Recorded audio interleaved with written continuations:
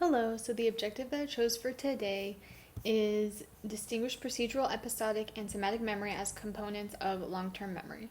So long-term memory itself is permanent storage for information gathered throughout life experiences, and there's three different systems that were proposed by Tolving.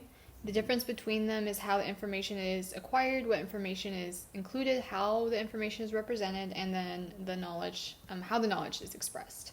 So there's procedural memory, and this relates specifically to storing and retrieving information about motor skills.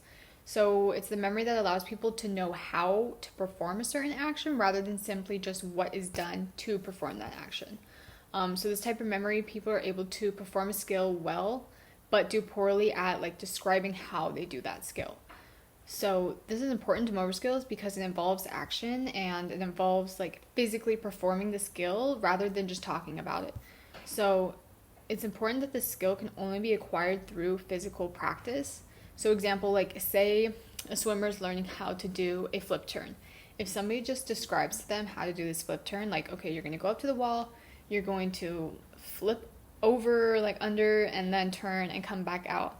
That will not help them with this type of memory and learning how to do the skill, but rather practicing the flip turn repeatedly and doing it physically training their mind and how to do that is what will help with this memory to develop. So the second one is somatic memory, and this is developed from a person's experiences and involves the knowledge about the world that is not physically present.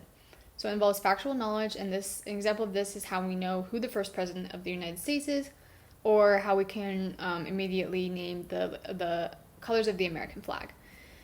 And then there's conceptual knowledge, so this is being able to understand concepts of animals like a whale or a hippo, and then the concepts of feelings such as love or jealousy. And how these experiences are, or how this information is represented is debated. So some say all experiences are a part of memory, and then others say that abstractions are represented in memory rather than the individual's experience. And there's episodic memory, which is knowledge gathered from personally experienced events and are stored in this type of memory.